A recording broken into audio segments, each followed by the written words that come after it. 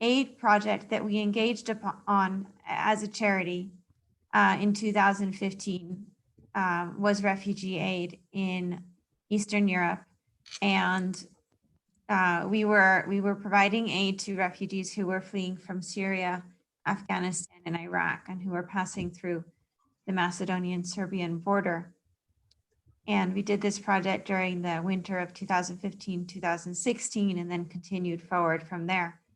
But sometimes people ask me, well, why did you do that? Or how did you get started on that?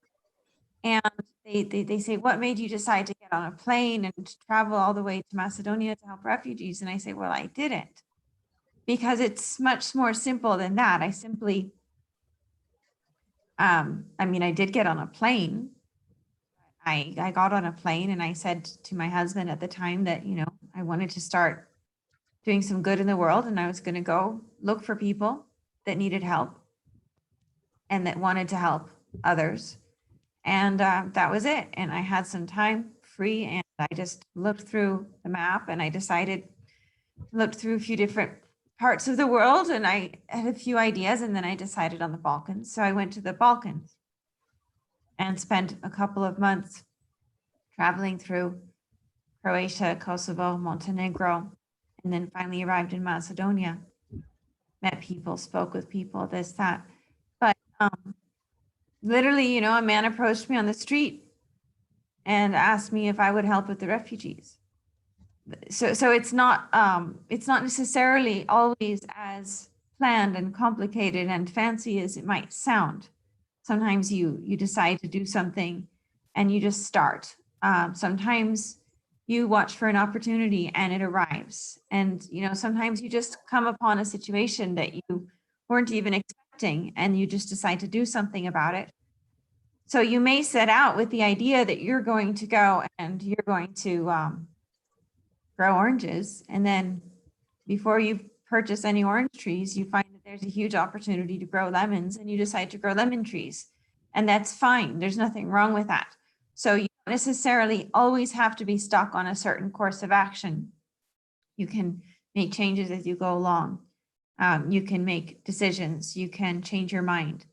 And another mistake that I have fallen into in the past, and I've seen people fall into, is to say, well, I already started on project A and I put time and money into it, so I don't want to drop it and do B. Well, sometimes that's right and sometimes that's wrong. If you spend 1 week on project A and then you realize that it's not worth your time, well, why would you waste more time on it? There's no need to spend another 2 months on it in addition to the 1 week if it's really going to be lost time. It's okay to say, wow, that was a waste of time. I'm dropping that now so I don't waste more time, and I'm moving on to the next project. But that's on the other side of things. People often make another mistake, which is the other side of the pendulum, as we say, where you start project A and then you get excited about B and then you get excited about C, and then you're doing all of them at once, or you start one and you don't finish it, and then you start the next and you don't finish it, and you have a whole bunch of incomplete projects when maybe project A really was a valid project. So you don't want to necessarily do that either.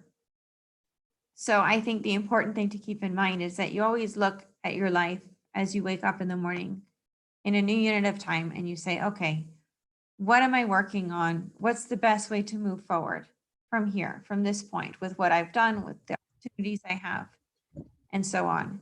And be willing to change, but also be willing to persist. If, you know, because you start something and maybe it becomes a little difficult or less interesting, that doesn't mean you automatically change. If you realize that it's actually not worth your time, be willing to change. I've heard of people who take a subject in university, and maybe after 2 months they realize that the subject is completely not what they want to do and it's not their purpose, but they keep going on it because they started it. And then 50 years later, they may be regretting that decision. Now, that may have been a wrong decision. It may have been, well, no, let's not waste any more time on this. This is actually helpful for me. It's not my purpose. I'm not interested. I'm going to follow my actual purpose. But on the other side, you could start a subject that you're really interested in and is your purpose. And then maybe you have trouble in your studies, or you read something you don't understand and then you drop it. But it was your original purpose and it was worthwhile. Well, that's not right. So you have to be able to be willing to change, but not changing when you don't need to on a given course of action. I think that's something that's very important to keep in mind, especially in humanitarian work, because it can be very unpredictable. It's not like, okay, I'm going to be a dentist and every day people come and I clean their teeth, cavity, you know, it can be where, you know, you go, okay, we have these people here and they're in this camp and we're going to get them all food, and we raised the money and we bought the food. And then you show up the next morning and the government has just arrived and cleared everybody out of the camp and they're all in the next country now. And you didn't predict that, but that happens. It's totally normal. And then you go, okay, well, now we're going to the next country. So you show up to the next country and you find out that some other organization has just arrived there and given them all food, but they don't have shoes.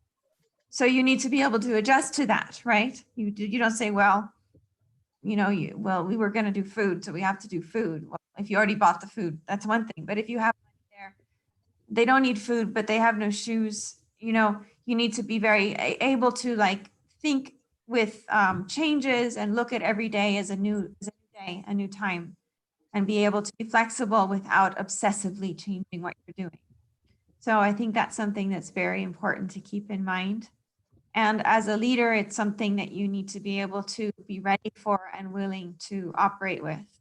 Are you able to take the opportunities as they come? Are you able to change with the needs? There are different things you look at. What are the needs? Okay, do people need food? Do they need water? Do they need shoes? Okay, what are the opportunities? What are your resources? Like, what do you have access to? Okay, I have maybe a team of 30 volunteers that's willing to carry babies across, you know, the river, for example. Good. There's babies that need to be carried across the river. It's just an example, right? You know, but you look at these things where you say, well, I know a lot of people in Germany that want to donate money to help small children. Good. So I will contact them. So you look at what your opportunities are. Maybe you just met up with another organization and you realize that if you team up with them, you can help more people. So you change your plan. You were going to go left, but you decide to go right because you met up with this organization. So it's important to be able